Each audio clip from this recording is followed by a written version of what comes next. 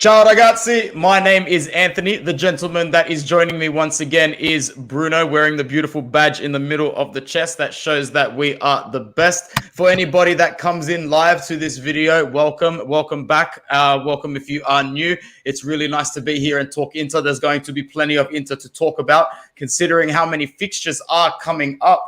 So without further ado, let's go right into it. Bruno, my friend, how you doing today? And how you feeling after that 6-1 pumping against Bologna?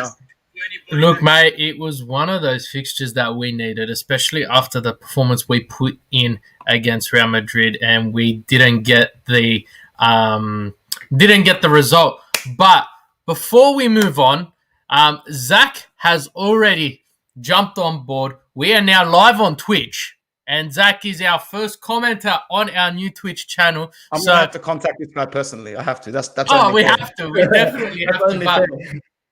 But look, guys, just keep that in mind. We are now on Twitch. So if you want to catch our content there, I know a lot of people watch a lot of stuff there. So it's nice and easy. And Zach, it is great to have you here. Great to have you in the house.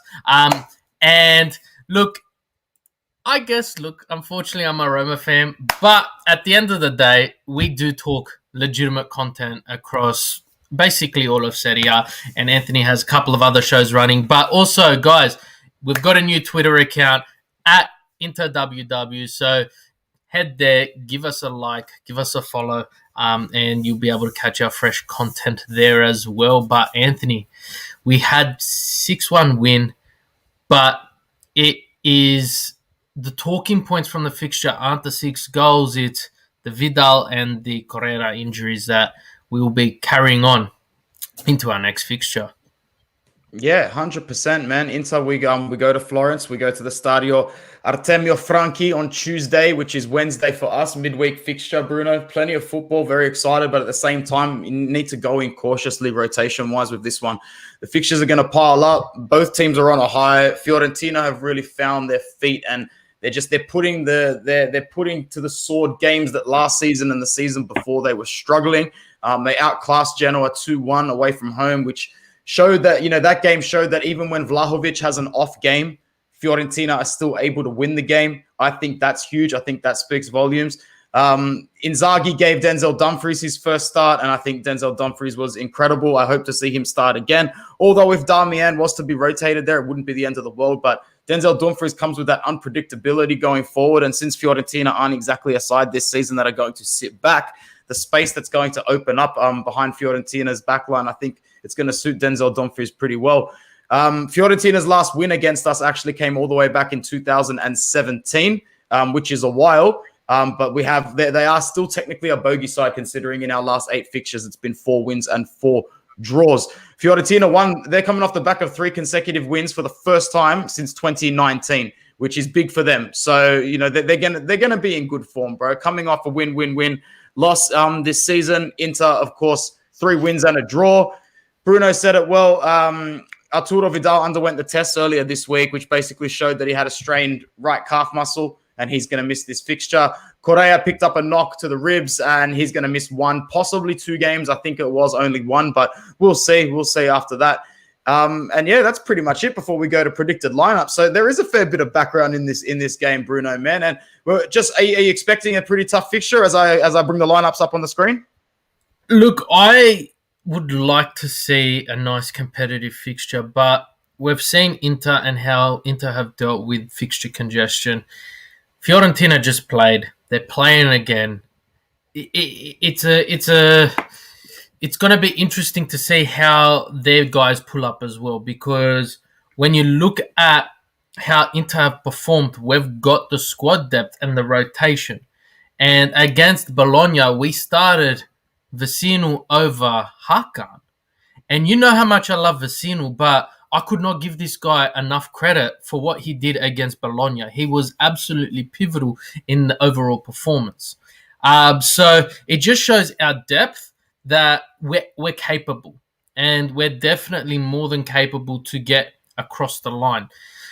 There are a couple of comments coming through, which we will definitely get to, but you got to understand as well, Dzeko has been on fire.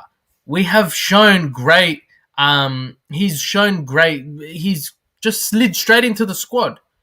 Hakan has shown glimpses of what can be, but Dumfries set a nice standard against Bologna. I'd love to see him use that as his benchmark as we proceed to the rest of the season. Absolutely, man. Predicted lineup up on screen. Handanovic in goal. Bastoni, De Vrij, Skriniar make up the best back three in Europe. At me on that one, I dare ya. Perisic comes back in at left wing back. Brozovic and Barella in with Dumfries as well. Hakan slightly more advanced. I love the way Akil or Samir, I forget which gentleman did this lineup, but it looks brilliant with the Hakan in the advanced position. Lautaro and Dzeko up front. I'm a little bit concerned because this is going to be a tough game. Dzeko really shouldn't have got 70 minutes. Now he's about to try and get 90. Like in this game, even if we're looking for a goal still in the last 20 minutes, we need to bring that guy out, and Sanchez or even Satriano has to come in. We can't burn Eden Dzeko out at this point of the season. I actually think it's a talking point. Would you agree, Bruno? And anybody in the comments, let me know what you think. Look, I think that you can't burn Dzeko out, but you got to integrate him, and he's got to learn to play with this squad. He didn't get the game time against Bologna, and we saw glimpses of what Martinez and Correa are capable of. But I would have thought Dzeko would have started. Everyone's been asking for the Martinez Correa start, but I think overall we should not be struggling against a squad like Fiorentina, and we should be able to get to half time and Dzeko can come off, Satriano can come on, Lautaro can come off, and Sanchez can come on. I think we don't burn out Martinez, we don't burn out Dzeko. We rotate them consistently because we've got the depth of that we can utilize. I'd love to see Satriano get some game time because he's definitely a player who can be integrated into this squad quite easily. And overall, Dzeko's not getting any younger. You got to say that. 100%, man. Let's go to some of our comments. Our friend Matt says Hakan needs a goal to gain some confidence. I would agree. Or just a pivotal performance. A couple of assists in a comfortable win will do. It doesn't necessarily have to get on the score sheet. Christian Vargas says, seems like we always win with Vecino, though. He gives us balance. 100%, bro. He definitely gives stability, especially off the ball. That's my friend Alberto from the All Juve cast. I swear, if you're going to listen to any of them talk football, you might as well go and do it on his channel because he's an absolute gentleman. And because I've put this face up here now, next time I comment on one of your streams, you need to put my comment up as well. I'll hold you to that. Salvatore as well on Twitch. Welcome, sir. Dzeko has been critical, whatever club he has been at. He's a gifted player, man. That finish that he scored on the weekend against Bologna, like that's a typical finish from a striker that has scored many goals from many places. Zach says, and I'm only bringing this up for our friend Mario Galliano, Anthony looks like a young Quaresma when he was playing at Inter. Can't wait to clip this and send to Mario, bro. He's going to be so cranky pants. That's it for Inter, man. Let's talk about our rivals because it's going to be a big game. Our toughest domestic fixture so far, tougher than the Samp one, that's for sure. They got such a good lineup, man. Dragowski, obviously expected to start. Odriozola is going to start on the right-hand side. Uncle Sharma was saying, I do know this, Gerald Sharma was saying that we should target Odriozola's wing, but that would be a mistake. He may be bogey at times, but he's still interrogating. We should target Biragi's side. Biragi, a much better version of himself at Fiorentina than he ever was at Inter because that's his level. Don't get it twisted.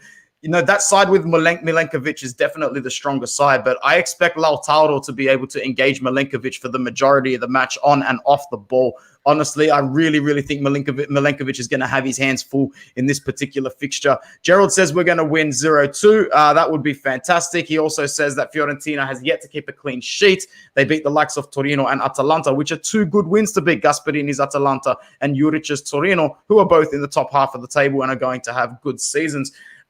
Duncan, Bonaventura, and Torreira make up a very compact midfield, strong at the back, decent in the middle. Torreira, more of a defensive player himself. It's just connecting to attack would be a problem there, but that's where Callejon comes in nice, and we all know how damaging Vlahovic can be. He didn't score yesterday, and we all know what happens to strikers when they don't score in a particular game, Bruno. They come back in the next game, making sure that they get one or two. So that will be the biggest test for the likes of De Vrij, Skriniar, and Bastoni as well. and anybody that has to defend him on set pieces. Bruno, what are you saying about an opponent that we really need to give our respect to this season? I say Barag is going to have the game of his life, just as we saw Kandreva have the game of his life against Inter. It always seems to happen. Look, overall, it's no walk in the park. And you're looking at a goalkeeper who is absolutely phenomenal on his average of days. He's a player I'd love to see at Inter, but I will leave that one there because that's a can of worms we don't want to open when we're talking goalkeepers. But overall, player for player, Inter's got Fiorentina covered. But games aren't won player for player. Games are won as a team, and Fiorentina have actually played extremely well as a team. Vlahovic, like you said, failed to score, but at the same time, you're looking at a Dzeko who is on fire at his new club. 3 goals in 4 games. You know, you can't argue with that. But their midfield, I just feel like Bonaventura's been around for so long. I feel like he's one of those names that I packed on FIFA 09. And, you know, it just feels like it's been forever. But I just think our midfield and the quality we possess, even if we start Perisic and, you know, Damian, for instance, I feel the quality that Inter possess should control the ball. And it's something that we should be able to really capitalize on. There you go. If Inter control the midfield, they win. And with a midfield that Inter we listed earlier, you've got Bonaventura, Duncan, and Torreira. Inter should easily hold that. Now, I'm not saying this to sound like a smartass, but Vecino would fit perfectly in this equation because he holds the ball extremely well. And he's the type of player that's not looking to be special. He's not looking to create that brilliance. He plays the game extremely well for an average player. And sometimes you need that. So looking at how we are, I just don't want Hakan to try anything too over the top because I feel it just won't work 100%. But you got to give this team respect. This team has had the 3 wins, the 1 loss. The only loss came at the hands of an informed Roma at the time. You know, Mourinho had the team absolutely perfect. But I don't know. Subs and Gerald, I'm going to chuck it to this comment here via Gerald. Subs have won it for Fiorentina in their last 4 games. Like Real Madrid, we shouldn't gas ourselves so early on. Subs have won it, but subs have also cost Inter. So if let's throw back to the Sampdoria game, we used 5 subs with 25 minutes to go, and then we shattered the glass of Sensi. So we were down a man in that respect. So I do feel we've got a proper full strength squad, and we're not down a man. We press a lot better, and we may get away with that 3 points. But overall, you got to say Fiorentina are not the Fiorentina we have seen as of late, and they are definitely really threatening. 100%, man. They're going to come into this game firing and very high on confidence. Christian also makes a good point. Watch out for Gonzalez, incredible player. 100%, man. 20-odd goals at his time at Stuttgart. Very good player. And transitioning from Serie A to Serie A from the Bundesliga, he's making it look really, really easy. So they've got a really, really, really good side. Now, Biggie's in the house again, as always. So loyal, super loyal. And Bruno and Biggie, always together, man. All right, guys, I want to start getting to some predictions, and I would like everybody in the house to start dropping their predictions, no matter where you're watching. If you are watching on Twitch, YouTube, or Facebook, let us know your predictions and go that 1 extra mile and drop your goal scorers in it as well. Bruno, you can go first, man. What are you saying? 1-0 and a very gritty 1-0 win to Inter. I see why. I can't say us running away with this fixture, but the confidence of the win against Bologna, I don't know if that changes anything, but I think 1-0. Matty agrees. 1-0 as well. I'm going to go with 1-1. I think that we do score first, but we end up... You're just smiling because I'm doing the anti-jinx, aren't you? Yeah, it works. It works, man. You know me. People don't realize the influence I have on the results. And if I stop doing my thing, it would all just go tits up. Now, Biggie says, yeah. Talk about truth and facts. Yeah. 0-2 unless Handanovic, scrappy goal from a corner. Hey, man, it looks more as likely that Milan Skriniar is going to score than anybody on the pitch at the moment. I'm confident that we'll still see a good performance. It's just I think it might be a little bit hard to adjust. I think it'll be a very scrappy first half, and I think it'll take a while for the game to open up. But other than that, I see no reason why we shouldn't walk away from Florence with still our heads held high. Guys, to finish off this video, Bruno's going to run through a little bit of what to expect in the next few fixtures for Inter because it's going to get congested. There is still, believe it or not, like if you guys don't know this, get this, there is still another international break coming up sooner rather than later. I'm talking like 3 weeks away, like 2.5 weeks away. It's nuts. Bruno, what can we expect to see in the next, let's go, maybe 3 or 4 Inter fixtures? Yeah, definitely. But before that, King Darian, again, we're talking loyal followers, and he has been there always for us. 2-1, Lautaro and Brozo. I'd love to see Brozo get that goal. It's something special. And Gerald, 2-0, Lautaro double. Vlahovic will not show up, especially with the rumors linking Inter to Vlahovic with the departure of Lukaku. It could potentially happen. But Inter have 3 fixtures coming one after another following the Fiorentina fixture. We've got Atalanta at home. We travel to face Shakhtar Donetsk. And then we go from De Zerbi's current team to his former team, Sassuolo, away. And then we face international break. But following the international break, our 3 quick-fire fixtures are Lazio away, Sheriff at home, Juventus at home.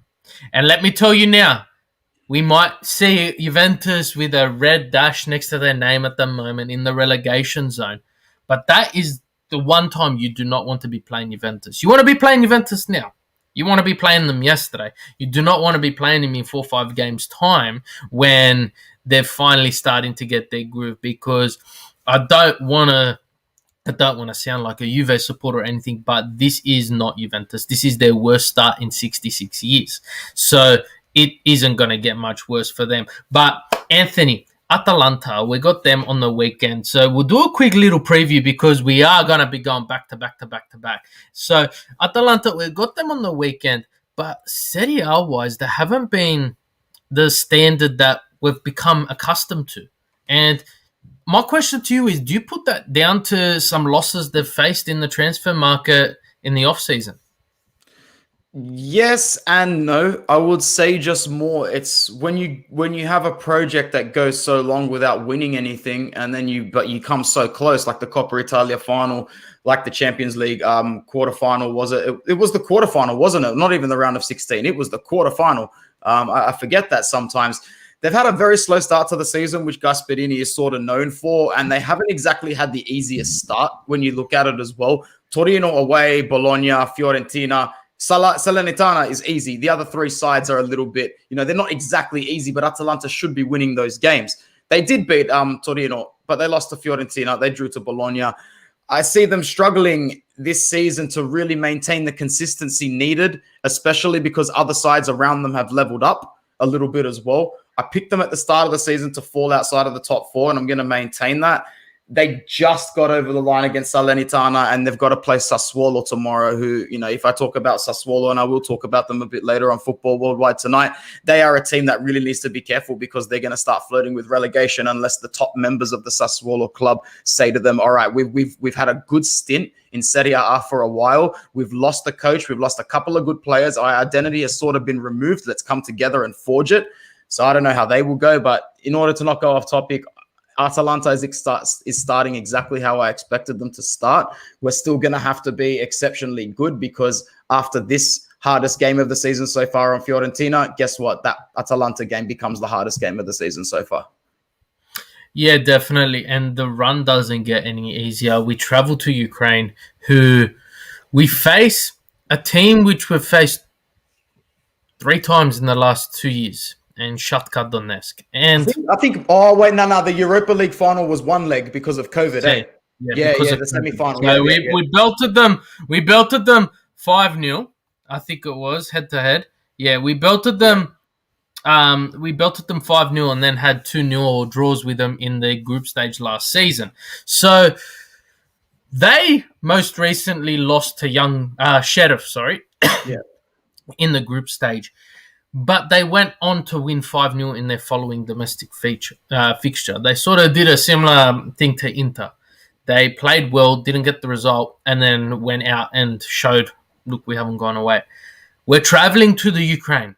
Fans are trickling into stadiums at the moment. This is a fixture, especially only 3 days after the Atalanta fixture, that I think Inzaghi's already got on his mind. Well, if Dzeko plays the full 90 minutes against Fiorentina, do we rest him against Atalanta because 3 days later he's going to be playing Shakhtar? And then, Inzaghi's mind. So we're not talking these extra fixtures to make up time at the moment, because this Fiorentina fixture is the start of three really quick fire games, and one being a Champions League, and essentially you'd say it's a must win. So Inzaghi's decision and the team he fields against Fiorentina in approximately 14 hours from now will determine the team that's fielded against Atalanta as well as Shakhtar. of course. So do you see something? What do you see Inzaghi as a manager? What do you see Inzaghi doing to ensure this squad? Because we've seen with Inter in the past, squad and injury management has been a problem, not just with Vecino, not just with Sensi, but in general. So what do you see happening from an Inzaghi point of view? I think what he'll look at is he'll look at the fact that he's got one man down in the attacking department, one man down in the midfield department, and say, okay, well, the defense is still very much sorted. Let's just start the players that I know will need to be rotated next. And we've got the depth and we've got the options. At the end of the day, Gagliardini is not everybody's favorite player, but there's a reason why he's still on this side. It's because he can still come through and do a slightly above average job. Vecino has showed that he can also do a slightly above average job, in my opinion. I know you think highly of him, a little bit higher, that's fine. But he's still doing his role well. Gagliardini will be there to do his role well. D'Ambrosio, Darmian, we've got personnel that are ready to play. It's not like we're going to be looking at our bench going, nobody can play this season. And that's why I'm a little bit more calm and collected. It would be really good. And this is where our January business, we won't do any business in January except for one thing. If Sensi shows that he's never going to play a game again, because let's face it, I know this sounds doom and gloom, but I'm ready to say he'll never play another proper game again. And he needs to show us that he can play 2 or 3 games in a row before I even consider him a part of not only a starting 11, but an entire squad, a match day squad. Christian Eriksen, it would be the most beautiful story in the world to hear that something has been sorted and everything is okay and he plays again. I think everyone's just preparing that for life without him, and rightfully so. So now we're going into the season where we were meant to have Eriksen and Sensi, 2 fully fit, functional, technical midfielders that can switch from Mezzala position to a trequartista position, even play deeper if they need to. And now it's just Hakan. It's just Hakan, and he's very inconsistent, man. We know he's going to be inconsistent all season. We need something more creative in midfield, and that's why we're going to have to muscle up in midfield until January, I think, with your likes of Vecino, with your likes of Gagliardini, because now Vidal not being fit, you don't really expect Vidal to play 90 minutes anyway. But yeah, we've still got the depth, man. We've got the personnel. We're not going to struggle. Inzaghi needs to make his in-game substitutions correctly. It's not like he hasn't got the men to do it, but timing and execution is critical. I would definitely agree. Yeah, look, timing, you said it perfect. But I think at the same time, you have D'Ambrosio, you have Damian, you have, I feel DiMarco's fantastic, but is he CL material? I don't think so. He will be very soon, bro. He will be definitely very soon. But is he that player? You've got Perisic, who's a Champions League winner, and I keep forgetting the guy won the treble with Bayern in his gap year at Inter. So so we've got the experience, but at the same time, Salvatore hit the nail on the head. Inzaghi dealt well with Lazio when it comes into the Champions League, but he sacrificed the league, and we saw that. It came down to Inzaghi relying on other teams' results for him to qualify for Champions League, which he failed. But you also got to, Salvatore, you also got to remember this. Did he sacrifice the league, or was Beppe on the phone already to Inzaghi saying, look, Conte's out, we want you? So we don't know when the first contact was made. So we don't know if Inzaghi threw the towel in, just like the Fry did in his last game at Lazio, helping Inter advance into the CL. So I don't know. And my next point I want to bring up to you is we then face a Swallow who is no walk in the park. But I want to be a bit critical here. There's another international break. All right, and we've saw what happened against Sampdoria with the likes of Martinez, Correa. They could not play a full game because they just finished. But there's another international break. So, and I'm not sure where I saw it. Inter, out of every Serie A team, Inter's players played the most minutes on international break compared to every other team. So, when Inzaghi comes out and says our players are tired, well, while the rest of the squads, while Sampdoria had a week off, 2 weeks off, we've got Martinez, Perisic, all of our players on the field busting their ass for World Cup qualifiers because it's do or die. So I want to also then give it to you. We got a couple more games and then another international break in November. Yeah. So is international break, are we starting to lose? A big team started to suffer. Yeah, bro. It's bribery, man. It's extortion. It's mafioso level shit. They're basically saying it's up to the players. They don't need to go and play for their country. But if they say no, guess who doesn't have experience playing for their country? There's a World Cup coming up. If you don't get minutes in your team shirt, if you don't get in that run-on squad to get in your team camaraderie in your zone, if you don't get to know the coach properly, then you're not going to Qatar. It's as simple as that. Players don't need an international tournament to want to go and play for their country. They dream of doing it from a young age. They don't get paid adequately for it. They do it because they want to represent the nation, which is rightfully so. However, they are paid by their clubs. And eventually there's going to have to be a point in time where the power of the club might actually have to override the wish of the player. And as controversial as that might sound, I think it's the only way to protect not only the physical health, but the emotional health of a lot of these athletes as well. And that's not a weak thing to say because they will continue to suffer physically on and off the pitch. The thing is, like, a lot of our players, this international break will go back there. So will Sanchez. Sanchez gets injured every single time he goes on international duty. Every single time. I am willing to, I don't even want to think about it, man. So these international breaks are not, but it's not going to be Inter that suffers. It's going to be everybody. So it's not going to be an excuse that we can use. It's more so going to be just the frustration that not only Inter fans feel, but all fans feel.